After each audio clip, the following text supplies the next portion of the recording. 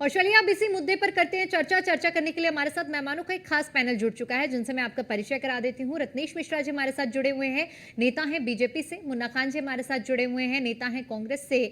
और ए.के. द्विवेदी जी हमारे साथ जुड़े हुए हैं, पूर्व डीजी रह चुके हैं। और इसके अलावा सर्वेश पाठक जी हमारे साथ जुड़ चुके हैं, पॉलिटिकल एक्सपर्ट हैं।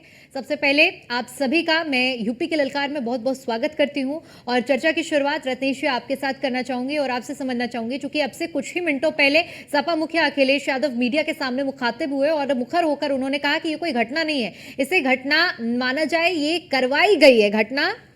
और साथ ही साथ यूपी सरकार पर डिवाइड एंड रूल का आरोप भी लगाया गया है। क्या कहेंगे इस पर? दीपिका जी, आपको और सभी साथी पैनलिस्ट को और देश की जनता को मेरी तरफ से नमस्कार। देखिए दीपिका जी, सरफराज और तालिब का आज इनकाउंटर हुआ है। कानून व्यवस्था को लेकर पूज्यमानत योगी आदित्यनाथ जी महाराज एकदम कड़ा रुख अपना रहे हैं और किसी भी दंगाई अथवा किसी भी अपराधी या इस्लामिक आतंकी को उत्तर प्रदेश में बख्शा नहीं जाएगा। और आज अखिलेश यादव का दोगलापन सामने आया। गोपाल मिश्रा की हत्या पर इस्लामिक आतंकियों का नाम तक ना ले पाए वो, और आज एक हत्यारे के इनकाउंटर पर विधवा विलाप कर रहे हैं। मैं इसे विधवा विलाप कहूंगा। और जो उन्होंने कही कि ये सुनियोजित घटना है, तो दीपिका जी मैं आपके चैनल के माध्यम से बता दूं, मैंने कल ही इस घटना को लेकर माननीय मुख्यमंत्री जी को एक पत्र लिखा है, उनके ऑफिस को मेल भेजा है, जिसमें मैंने ये मांग की है कि अखिलेश यादव की भूमिका, समाजवादी पार्टी के स्थानीय नेताओं की भूमिका की जांच कराई जाए कि कहीं ये दंगा समाजवादी पार्टी के नेताओं ने तो राजनीतिक लाभ के लिए नहीं करवाया। और मैंने उनकी भूमिका की भी जांच की। आप कहेंगी तो वो मेल मैं आपको आपके पीसीआर टीम को भिजवा दूंगा। मैंने खुद मुख्यमंत्री जी को इसके लिए पत्र लिखा है कि अखिलेश यादव की भूमिका की जांच कराई जाए, क्योंकि जिस प्रकार से अखिलेश यादव इसे सुनियोजित बता रहा है, उस प्रकार से वही एक व्यक्ति बोलता है जो खुद उस षड्यंत्र का भाग होता है। तो इसमें तो अखिलेश यादव की भी भूमिका की जांच होनी चाहिए। और एक चीज मैं और स्पष्ट कर दूं, जितने भी अपराधी हैं उनको जो भी बताने का प्रयास करेगा उनके खिलाफ भी कार्रवाई करेंगे। और दीपिका जी, ये वही अखिलेश यादव और समाजवादी पार्टी है जब जिनके नाम से पिछले 5 से 6 दिनों में गोपाल मिश्रा के एक भी हत्यारे का नाम नहीं निकला। क्या गोपाल मिश्रा की जान अखिलेश यादव के लिए महत्वपूर्ण नहीं है? क्या गोपाल मिश्रा या ब्राह्मणों की जान अखिलेश यादव के लिए महत्वपूर्ण नहीं है? केवल दिखावे के लिए वो माता प्रसाद पांडे को और किसी को नेता प्रतिपक्ष बना देते और कहते हैं ब्राह्मणों का हित कर दिया। अखिलेश यादव को एक एक ब्राह्मण देख रहा है कि उसकी हत्या पर वो चुप रहा, और किस प्रकार से इस्लामिक कट्टरवादी आतंकियों के इनकाउंटर पर वो विधवा विलाप कर रहे हैं, सब प्रदेश की जनता देख रही है। ठीक है, मुन्ना खान जी, क्या आशय निकाला जाए, चूंकि अखिलेश यादव कह रहे हैं कि ये कोई घटना नहीं है, ये सुनियोजित है, और अभी भी उन्होंने डिवाइड एंड रूल का आरोप लगाया यूपी सरकार पर। आज एनकाउंटर हुआ, मुठभेड़ के दौरान जो घटना हुई और जिस तरह से पूरा घटनाक्रम चल रहा है, इस पर क्या कहेंगे आप? देखिए दीपिका जी, बिल्कुल सरल तरीके से समझने की जरूरत है कि जिस तरीके से घटना घटी और श्री अखिलेश यादव जी कह रहे सुनियोजित था, बिल्कुल सुनियोजित था। अब समझिए कैसे। जब मैं कह रहा हूँ कि प्रशासन पता था कि रैलियां या जो जुलूस है वो कहाँ से निकल रहा है, उसने रूट तैयार किया। रूट के अंदर कई धार्मिक स्थल थे, वहां पे कोई सुरक्षा कर्मी नहीं होना, वहां पे डीजे बजना और अपशब्द की गालियां देना डीजे के द्वारा, और वहां पे प्रशासन का मौजूद नहीं रहना कहीं ना कहीं ये संकेत दे रहा है कि ये प्रायोजित था। बिल्कुल एक बात। दूसरी बात मैं कह रहा हूँ कि आखिर जो हम तय में जा रहे हैं, कानून व्यवस्था की बात तो तब होगी जब हम उसके तय में जाएंगे कि आखिर ये दंगे भर के क्यों, आखिर ये गंगा जमनी तहजीब आज शर्मसार क्यों हुआ। ये इसलिए हुआ कि अगर मैं मंदिर के पास जाऊं, अनाप शनाप बोलूं, तो स्वाभाविक है हिंदू धर्म के लोग हैं, उनकी भावनाओं को चोट पहुंचेगी। अगर मैं मस्जिद के पास जाऊं, मस्जिद के पास अनाप शनाप बोलूं, तो स्वाभाविक है मुस्लिम कम्युनिटी के जो लोग हैं उनके भावना आहत होगी। तो ये सरकार चाहती है, और ये हैरान होने वाली कोई बात नहीं है। ये वही रोल मॉडल है। लेकिन एक ही धर्म के, मुन्ना जी आपकी बात एकदम वाजिब है, आपने सही मुद्दा उठाया।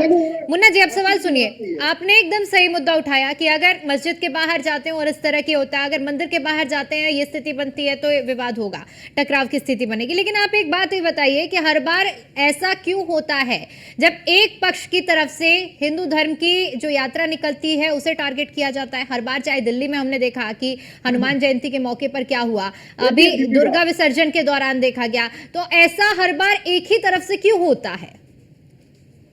देखिए दीपिका, ये इसलिए होता है कि किसी के घर पे अगर कोई अपने धार्मिक झंडे को लहराया है या लगाया है, आप उसके छत पे चढ़ के उसके झंडे को तोड़ोगे, उसके बैनर को नीचे गिराओगे, उसके छज्जे को गिराओगे और वहां पे झंडा जय श्री राम का लगेगा या भगवा का लगेगा या किसी तरह के उपद्रवी लोग वहां पे उपद्रव करेंगे, तो स्वाभाविक है जो सौहार्द है वो बिगड़ेगा और दंगे भड़केंगे। और दंगे भड़कने से आप समझिए किस पार्टी को फायदा होना है, सीधा सीधा भारतीय जनता पार्टी को फायदा होना है। और ये बार बार मैं दोबारा कह रहा हूँ कि आज जो पहले इन्होंने कहा था कि गुजरात मॉडल लॉन्च करेंगे, तो आज आप समझ लीजिए यही गुजरात मॉडल है। क्या फायदा हुआ? अच्छा, क्या फायदा? ठीक है, फायदा आप कह रहे हैं, आप क्या फायदा हुआ? दंगे भड़के उससे फायदा क्या हुआ, गिनवा दीजिए। बिल्कुल बिल्कुल, दंगे भड़कने से ये वोट की दुर्विकरण करते हैं, कहीं ना कहीं एक विशेष समुदाय को टारगेट करके दूसरे समुदाय को कहते हैं कि मैं आपका रक्षक हूं, जबकि वो रक्षक नहीं भक्षक है। आज आप देख लीजिए, जिस हिंदू समाज की ये बात कर रहे हैं, आज उसी हिंदू समाज में लगभग 78 लाख। ठीक है, चलिए समझ लेते हैं इस मामले को ना, A.K. द्विवेदी जी से भी समझ लेते हैं, क्योंकि उनका एक लंबा अनुभव रहा है और उन्होंने ग्राउंड पर रहकर इस तरह की स्थितियों को देखा। रत्नेश जी, मैं आऊंगी। रत्नेश जी समय दीजिए, क्योंकि इस घटना को सुनियोजित जो कहा जा रहा है, A.K. जैन साहब आपसे समझना चाहूंगी, क्या इस तरह की घटनाओं में कुछ इस तरह की भी परिस्थिति बनती है कि पहले से सुनियोजित तरीके से इस तरह की घटनाएं हो? आपके अनुभव से समझना चाहूंगी मैं। ये मुझसे पूछा जा रहा है? जी जी। मैं ये कह रहा हूं कि कोई भी सरकार, किसी भी राजनीतिक पार्टी की सरकार हो, जैसे इस समय उत्तर प्रदेश में भाजपा की सरकार है, कोई भी सरकार नहीं चाहती कि उसके शासन काल में पूरे प्रदेश में कहीं पर भी दंगा फसाद हो। कोई सरकार नहीं चाहती।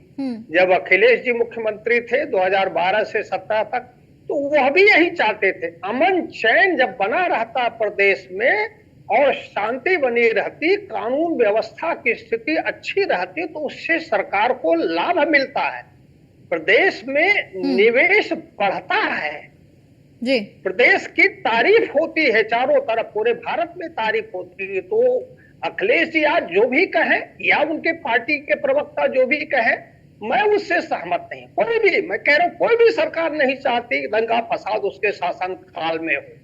लेकिन अखिलेश जी का बयान है, चूंकि विपक्ष के प्रमुख नेता हैं, उत्तर प्रदेश के पूर्व मुख्यमंत्री हैं, तो वो तो आलोचना करेंगे ही। जब यह घटना हुई प्रतिमा विसर्जन के समय, तब उन्होंने प्रदेश सरकार की, पुलिस की आलोचना की। अरेस्ट होने में अगर कुछ विलंब हुआ तो उन्होंने आलोचना की, अरेस्ट हो गया तो उन्होंने आलोचना की। आलोचना करना तो विपक्ष का काम है, लोकतंत्र में ऐसा होता है, उसको मैं बुरा नहीं मानता, लेकिन ऐसा होता है। वो जाहिर बात है, विपक्षी नेता कभी भी सरकार की तारीफ नहीं कर सकते। अभी हमारा देश का लोकतंत्र इतना परिपक्व नहीं है, लेकिन चूंकि ये घटना बड़ा महत्वपूर्ण था और जो बात कही जा रही किसी के घर पर झंडा उतारना या दूसरा झंडा लगाना, ये गलत है। कोई भी इसको सही नहीं कहेगा किसी के घर पर लगा हुआ एक झंडा उतारे और दूसरा झंडा चढ़ाए। लेकिन यहीं पर एक बात ये भी उठती है कि क्या झंडा उतारने को या दूसरा झंडा लगाने को बात को लेकर के उस लड़के की, व्यक्ति की जान ले ली जाए? ये भी तो कोई उचित नहीं कह सकता कि भाई जान ले ली, वो भी बड़ी निर्ममता से। अरे उस लड़के को पकड़ करके पुलिस को कर देते, पुलिस के लोग मुकदमा कायम करके उसके खिलाफ कार्रवाई करते, उसको बंद कर देते। स्वयं जान ले लेना, और वो बड़ी, ये कोई भी जस्टिफाई नहीं कर सकता। अखिलेश जी भी इसको जस्टिफाई नहीं कर सकते, लेकिन वो बोल भी नहीं रहे, इस मुद्दे पर बोल भी नहीं रहे। तो उनको पकड़ करके पुलिस को दे देना चाहिए था, पुलिस मुकदमा लिखती, कार्रवाई करती। खैर, ये तो राजनीतिक बातें हैं। जो आज 2 अभियुक्तों को पुलिस ने मुठभेड़ में गिरफ्तार किया है, निश्चित रूप से पुलिस का यह काम था, और गिरफ्तार करके वो घायल है, चूंकि अस्पताल में नानपारा के अस्पताल में भर्ती कराया, तो ये भी पुलिस का काम है। जब वहां से वो डॉक्टर लोग मुक्त करेंगे तो वो कोर्ट में प्रोड्यूस किया जाएगा, उनकी रिमांड वगैरह होगी। जो नानपारा बिल्कुल नेपाल बॉर्डर से लगा हुआ है, मेरे ख्याल से 20-25 किलोमीटर की दूरी पर है। वो शायद वहां से नेपाल भाग जाते तो पकड़ने में दिक्कत आती, नेपाल से अरेस्ट करने में बड़ी कठिनाई आती, व्यवहारिक कठिनाई आती। तो पुलिस का काम ये अच्छा काम हुआ है, इसको सराहना की जानी चाहिए। लेकिन अगर पुलिस शुरू से ही सतर्क रहती, ये अपराध न होते, दंगा फसाद न होते, मूर्ति विसर्जन शांति पूर्वक संपन्न हो जाता, तो सर्वश्रेष्ठ था, सर्वश्रेष्ठ था, ये अच्छा होता। ठीक है, सर्वेश जी आपसे समझना चाहूंगी क्योंकि अभी एके जी से इस पहलू पर भी बात की, क्योंकि मुन्ना खान जी ने इस बात का जिक्र किया कि ये एक सुनियोजित, जिस तरह से अखिलेश यादव ने ये बयान दिया था कि एक सुनियोजित था, ये घटना नहीं हुई ही नहीं है, इसे बल्कि कराया गया है। साफ तौर पर उन्होंने अपने अनुभव के अनुसार से कहा कि कोई भी सरकार अगर सत्ता में होगी तो इस तरह से घटना हिंसा नहीं कराएगी, लेकिन फिर भी लगातार आरोप यही लग रहे हैं, चाहे बात समाजवादी पार्टी की ओर से हो, बयानबाजियां इस घटना को लेकर यही हो रही हैं। क्या कहेंगे इस पर आप?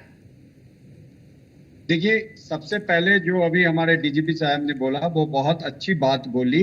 कोई भी सरकार नहीं चाहेगी, लेकिन अखिलेश सरकार के समय में इतने दंगे हुए और उनके मंत्री किस तरीके से पुलिस आला अधिकारियों को निर्देश देते थे कि वहां पुलिस ना भेजो, ये ना भेजो, ये भी अपने आप में एक सवालिया निशान है। दूसरी बात, मुन्ना खान जी मेरे बड़े अच्छे मित्र और मेरे अपने भाई हैं, क्योंकि मेरे गांव से संबंध रखते हैं।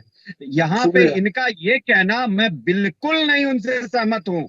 आप देख लीजिए, रामनवमी होगा, अब मैं सुनियोजित बता रहा हूँ, रामनवमी होगा, आपका गणेश मूर्ति का भसान होगा, सरस्वती पूजा का भसान होगा, दुर्गा पूजा का भसान हो गया, काली पूजा का भसान होने वाला है। अगर आप रास्ते में मस्जिद आता है, मुस्लिम टोला आता है, तो आप वहां पे पत्थर जमा करके रखोगे, पेट्रोल बम जमा करके रखोगे, ये सुनियोजित होता है। जहांगीर पूरी दिल्ली में बिल्कुल सुनेंगे, आपका पक्ष भी सुनेंगे। मुन्ना जी बात पूरी कर लेने दीजिए। सर्वेश जी का भसान हुआ था, पिछले साल की घटना बता रहा हूँ, इसी पिछले साल की घटना। और उस सरस्वती पूजा के भसान में रास्ते में मस्जिद आया तो पत्थरबाजी शुरू हो गई। मैं बताता हूं, हमारे घर से होके मुहर्रम का ताजिया गुजरता था, हम लोग पूजा करके, और वो इनके मुस्लिम युवा जो डंडे बाजते हैं, तलवार बाजते हैं, वो करतब दिखा के जाते थे और जो पैसा देना होता था वो देते थे। आज तक आपने भारतवर्ष के किसी राज्य, किसी कोने में ये सुना है कि मुहर्रम का जुलूस आया और वहां पे दंगे हुए हैं? आज तक नहीं सुना, क्योंकि हिंदू सहिष्णु है। और जैसे ही दुर्गा पूजा भसान होता है, पुलिस की निगरानी में क्यों होता है?